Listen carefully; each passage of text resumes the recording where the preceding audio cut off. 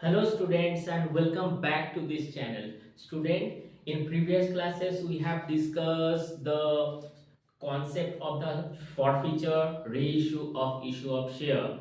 So hope so you are getting so much good. And also we has been discussed the applications of the for these kinds of share, these kinds of concept in problem solve. आज हम लोग discuss करने वाले हैं कि उसी री issue के अंदर फॉरफीचर पहले होगा, उनके बाद री इशू होगा, then transfer to capital reserve को हम लोग और भी एक प्रॉब्लम सॉल्व के अंदर देखेंगे। चलिए हम लोग शुरू करते हैं। स्टूडेंट्स, मैं एक प्रैक्टिकल मैथ्स को ले रहा हूँ, वो रैंडम मैथ्स होगा। आप इसको वीडियो का जो इनिशियल पोर्शंस होगा तो वहां पे आप देख सकते हो। A company issues 50,000 equity shares of 100 each at a discount of rupees 10 per share allowed at the time of the allotment, and the net amount is payable as follows. On applications 20, allotment 20, first call 25, on final call 25. Shifty holding 100 shares did not pay the final call money. Her shares were forfeited. Out of these, 40 shares were reissued to Shivaji at 70 per share. Past necessary journal entries. Students, पहले will be try to understand that and obviously with summary कि जो ए limited company था तो उनके पास 50,000 shares था। ठीक है, उन्होंने 50,000 शेयर को डाइल्यूट करा और जो शेयर प्रति शेयर का जो वैल्यू था उसका वैल्यूएशन था 100 रुपए करके। सो 20, 25 एंड 25 इसी तरह से उन्होंने अपना कॉल को रखा एप्लीकेशंस के अंदर। Allotment, first call, final call. So ऐसे उन्होंने अपना जो कॉल है उसको डाइवर्सिफाई किया। सो एप्लीकेशंस, तो इनको अगर हम लोग जोड़ते हैं तो 90 ही रहता है, लेकिन 100 रुपए उसका जो वैल्यूएशन था वो तो 100 रुपए का था। तो यहाँ पे 90 क्यों आया? क्योंकि कंपनी ने अनाउंस किया था कि 10% डिस्काउंट दिया जाएगा। ठीक है, तो डिस्काउंट हम लोग कहां पे देंगे? अलॉटमेंट के अंदर देंगे। ठीक है, तो अभी तक ये पूरा कंप्लीट था, सब कोई प्रॉब्लम नहीं था, everything everything was fine, but in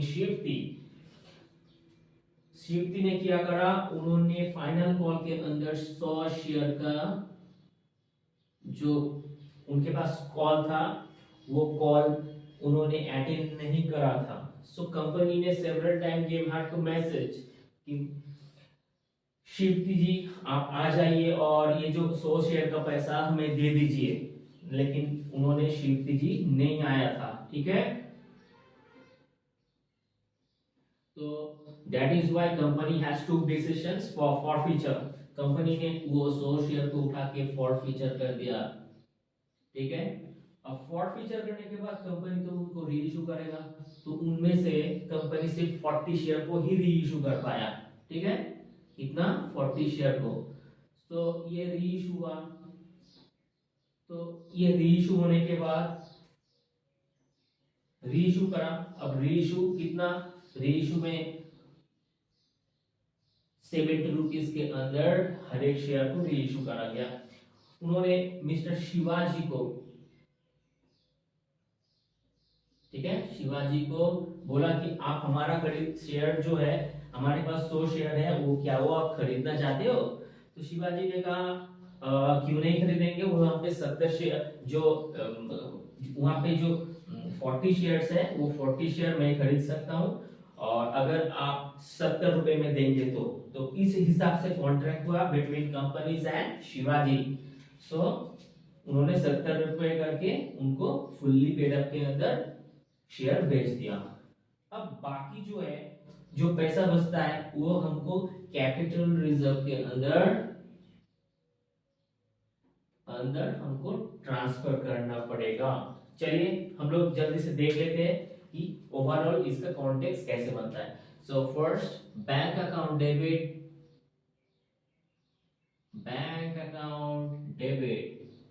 to share application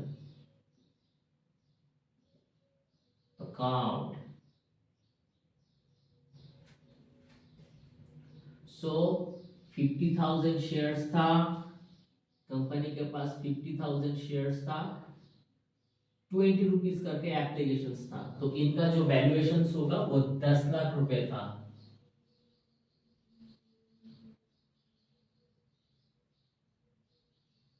ठीक है, अब उनको ही वापस शेयर कैपिटल में ट्रांसफर करा गया। Share application debit to share capital account. The amount will be remain same. 50,000 shares जो था वो 20 रुपीज करके। अच्छा स्टूडेंट्स, आप जरूर इस पे नरेशन कर दीजिए क्योंकि नरेशन बहुत ज्यादा इंपॉर्टेंट है। मैं सिर्फ जर्नल को कर रहा हूं और आप जरूर इसको करते जाइए, ठीक है।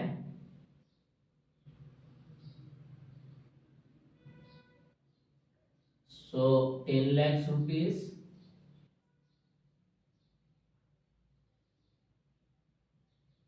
ठीक है, being the 50,000 equity shares were transferred to the capital reserve at the 20 rupees each.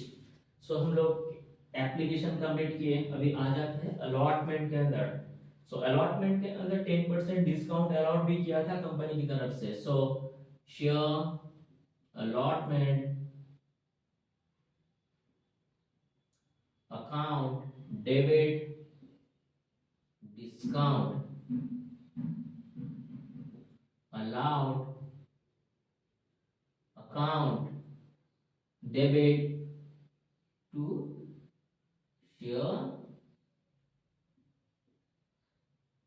Share capital account. Okay,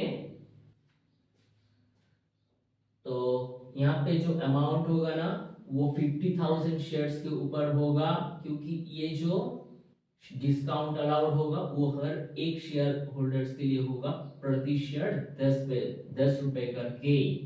ठीक है, और यहाँ पे होगा जो अलॉटमेंट का वैल्यूएशन होगा वो होगा 20। ठीक है, सो यहाँ पे होगा 10 lakhs,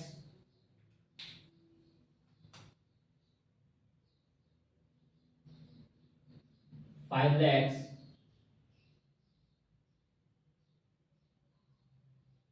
and 15 lakh।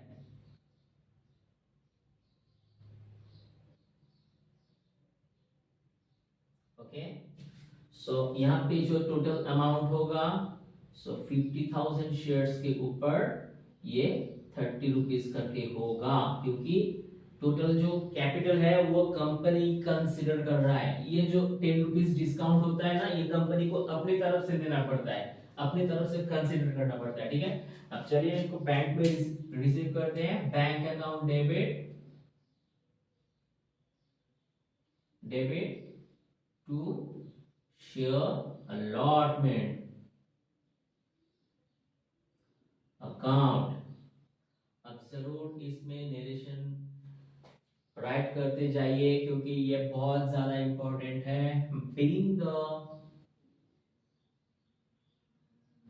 50,000 equity shares amount were received on allotment at the rate of 20 each। अब जरूर इसको लिखते जाइए। सो यहाँ पे 10 lakhs,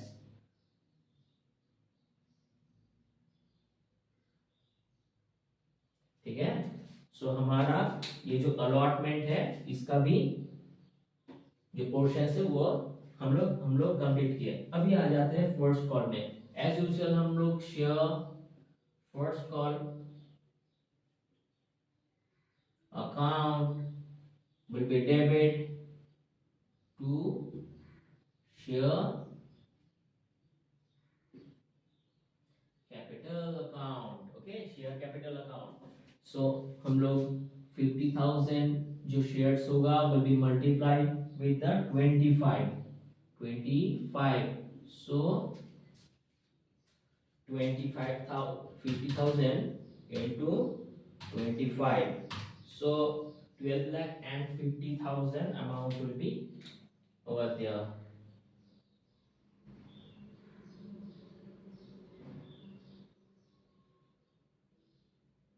So 12,50,000. Okay. So now we will be receive the amount. You should write the narrations. It is so much essential from the problem solve prospect. तो इनको अब जरूर लिखिए. Being the share first call amount due on 50,000 equity share at the rate of 25 each. ठीक है. अब bank पे receive करते हैं. Bank account debit to share first call account. Okay. तो यहाँ पे एब्सोल्युटली नो प्रॉब्लम. टोटल जो 50,000 शेयर्स था इनका टोटल अमाउंट हमारे पास आया था. इसमें कोई दिक्कत नहीं था. So amount will be same 12,50,000 and 12,50,000. Okay. So as usual you will be writing on the bottom of this journal, being the equity share first call amount has received on 50,000 equity shares at the rate of 25 each. ठीक है. In next final call. अभी final call के अंदर हम लोग call देंगे share final call account will be debit to share capital account. Okay. So 50,000 will be multiplied with 25. So amount will be 12,50,000 and 12,50,000. Okay. So हम लोग इनको called up के अंदर इसको ड्यू करेंगे और नरेशन लिखेंगे. Paying the equity share final call money were due on 50,000 share at the rate of 25 each. Okay. अब रिसीव करते हैं. बैंक अकाउंट डेबिट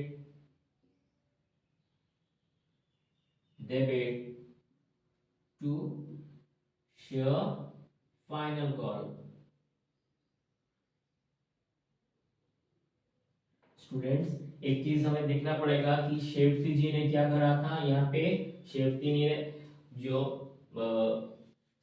100 शेयर्स था उनको वो हमें पेमेंट नहीं करा. तो फाइनली कंपनी उनको रिसीव नहीं कर पाता है. ठीक है. 100 शेयर मतलब नॉट रिसीव होता है और ये हमें नहीं मिलता है. तो 100 शेयर कम मिलता है. ठीक है. सो 49,900 शेयर ही खाली हमको मिलता है क्योंकि सिर्फ शिफ्टी ने 100 शेयर हमने पेमेंट नहीं करा था. सो 49,900 share will be multiplied with 25. So 49,900 share will be multiplied 25. So 12,47,500. 12,47,500. ठीक है.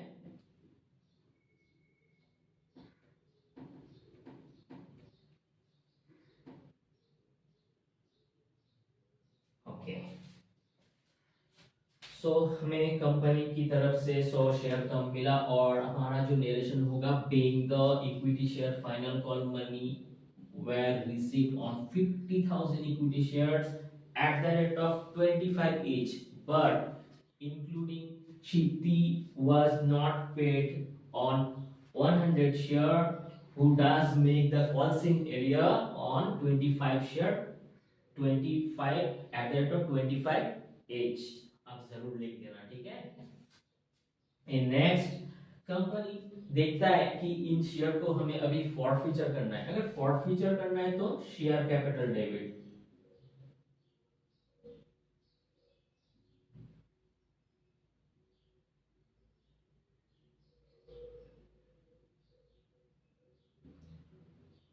To share first call account to share forfeiture account to share discount allowed account। Students, हमें अभी इनको ना फॉरफीचर करना पड़ेगा। अब फॉरफीचर का थोड़ा कैलकुलेशंस थोड़ा माइनॉरली देख लेते हैं कि शेयर कैपिटल कितना था। उनके पास तो नंबर ऑफ शेयर 100 ही था, जिसका टोटल जो वैल्यू था वो 100 रुपए करके, ठीक है। अब ये 100 शेयर को जब कंपनी ने फॉरफीट किया था तब जाके 65 रुपीज, कैसे 65 रुपीज हमारे पास होता है, क्योंकि आप देख सकते हो कि ये फाइनल कॉल को छोड़ के एक शीट थी ना, ये 20 20 एंड 25 हर कॉल में उनका प्रेजेंस रहा था। सो that is why you will be adding together 20 20 40 40 and 25 65 65 जो रुपीस था ना, यानी 20 plus 20 applications, then allotment 20, then first call 25 equal to 65। जो 65 रुपीस था, ये 65 रुपीस को कंपनी ने रिसीव करा था और बाकी जो 25 था ना उनको रिसीव नहीं कर पाया। So that is why company will be forfeit at 65 rupees. So company first call के अंदर रिसीव नहीं कर पाया 25 एंड कंपनी फॉरफिट कर देगा 65 को। ठीक है, समझ में आया स्टूडेंट्स?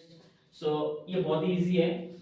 तो आप 25 रुपए को फर्स्ट कॉल के अंदर रिसीव नहीं करते हो, 65 को जरूर उसके प्रीवियस कॉल्स जो है उनमें रिसीव कर चुके हो। अब डिस्काउंट जो था इनको दिया गया था 10 रुपीस करके प्रति शेयर के हिसाब से। सो यही जो होगा, यही कैलकुलेशंस के साथ हम इनको फॉरफीचर करेंगे, ठीक है। अच्छा, सो देखते हैं, चलिए इसका अमाउंट कितना होता है। सो 10,000, then 2,500, then 65,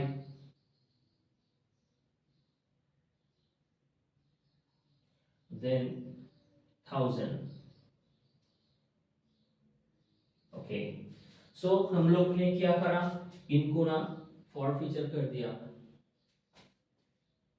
ठीक है। स्टूडेंट्स, कैसे हम लोगों को किया और एक बार समझते हैं कि शेयर कैपिटल जो था उनका टोटल वैल्यूएशन कितना था, 100 रुपए करके था, ठीक है।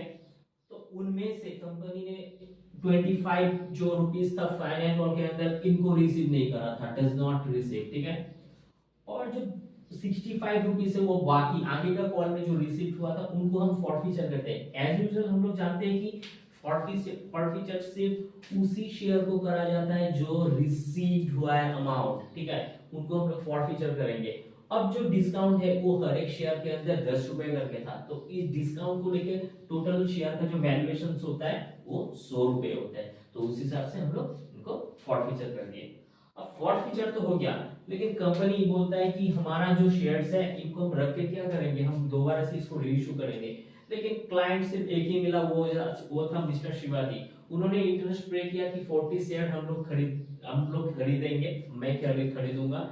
आई am ready for purchase this 40 shares if you provide 70 rupees each share. अगर आप 70 रुपीज में दे रहे तो कंपनी को ये ऑफर पड़ा। कंपनी बोलता है ठीक है लीजिए, तो चलिए इनको हम लोग रीइश्यू करते हैं। So bank account debit,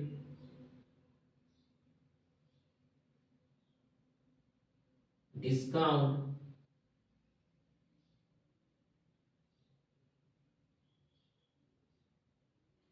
account debit forfeiture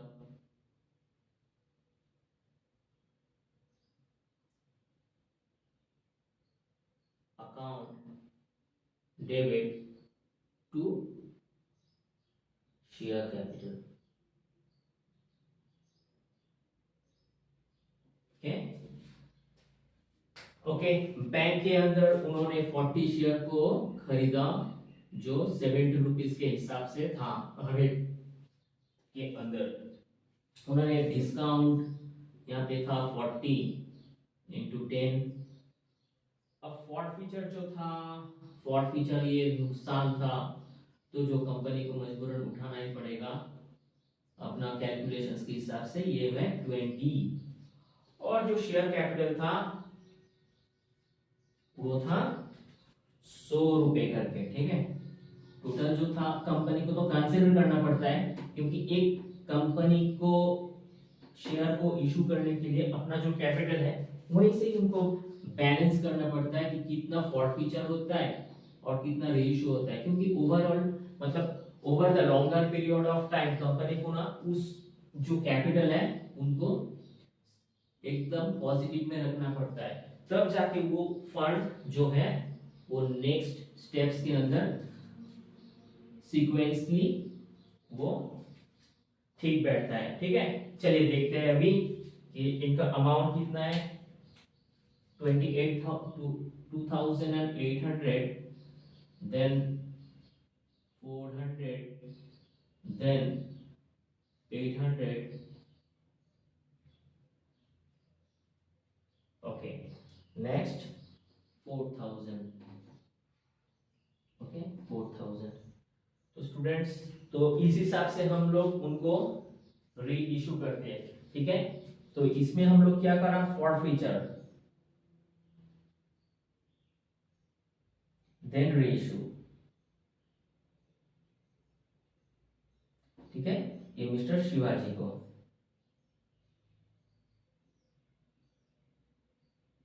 ठीक है, हम लोग शिवाजी को री इशू करते हैं,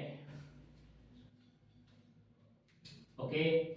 तो अभी कंपनी हैज मेड कैलकुलेशंस कि हमारा प्रॉफिट या लॉस कितना हुआ, हमारा प्रॉफिट और लॉस कितना हुआ हम लोग अभी देखेंगे, क्योंकि वही उसके अंदर ही डिपेंड करेगा कि टोटल हमारा कैपिटल रिजर्व कितना है। तो कंपनी ने जो 40 शेयर को फॉरफिट किया था तो 65 के हिसाब से किया था, रुपीस कितना था 65। So 65 will be multiply with 40, okay. So then so 65 into 40, so 2600। Next जब उनको रीइशू करा तो 40 शेयर को ही, तो इनको टोटल फॉरफीचर में 20 रुपीस को खर्च करना पड़ा, ठीक है। इस यहाँ से फॉरफीचर हुआ, ये टोटल एक्चुअली में प्रॉफिट ही था, लेकिन जब इसको रीयूज में लाया, री इशू में लाया, तब जाके उनको 20 रुपीस को खर्चना पड़ा। सो दैट इज व्हाई 800 रुपीस उनका एक्सपेंसेस रहा, ठीक है।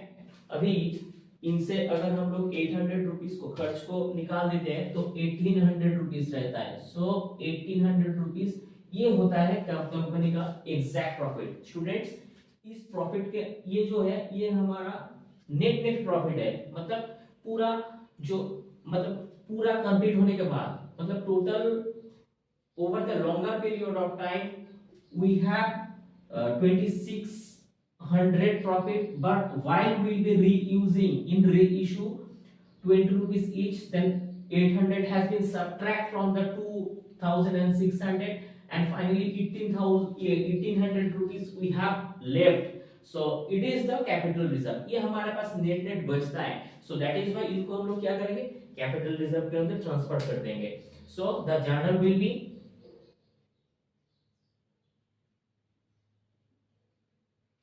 forfeited share account debit to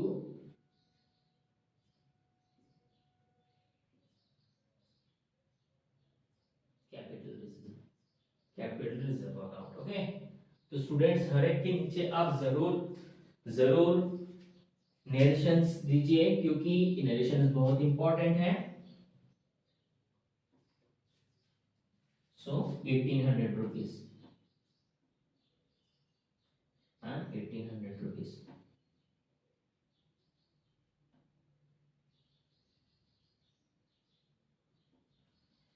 यहाँ पे आप जरूर नरेशन दीजिए हर एक के नीचे। बेइंग द, यहाँ पे अगर फॉर फीचर का रीइशू करते हैं तो being the 40 share has been reissued on Mr. Shivaji 40 number of share 40 and at the rate of 70 each। And यहाँ पे अगर फॉर फीचर को कैपिटल रिजर्व में ट्रांसफर करते हैं तो जरूर being the total balance capital has been transferred to the capital reserve। Okay, अब ऐसे जरूर दे। चलिए हम लोग इनको अभी जोड़ लेते हैं, ठीक है। 10 lakh 10 lakh plus 15 lakh then 10 lakh, so 12,50,000,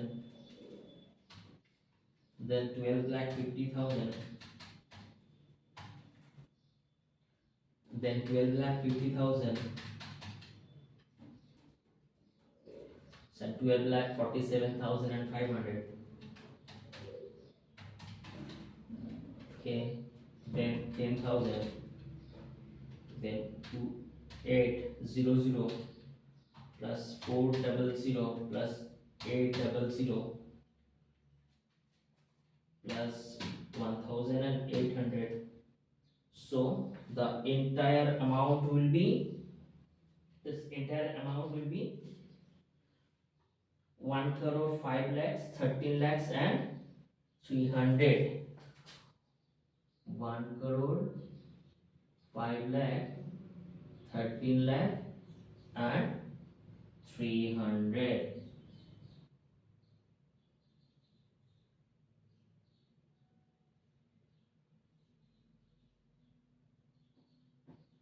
1 crore 5 lakh 13 lakh 13,300। So students अब जल्दी से इनका स्क्रीनशॉट ले लो। ओके चलिए students, I hope it is clear for everyone, every students. So आप इनको ना बहुत अच्छे से गो थ्रू कीजिए घर में, और इससे जुड़ा जो मैथ्स होगा वो नेक्स्ट वीडियो के अंदर हम लोग जरूर डिस्कस करेंगे। और आप लाइक कीजिए, शेयर कीजिए एंड सब्सक्राइब कीजिए। और अभी के लिए इतना ही, मिलते हैं नेक्स्ट क्लास में। Thank you.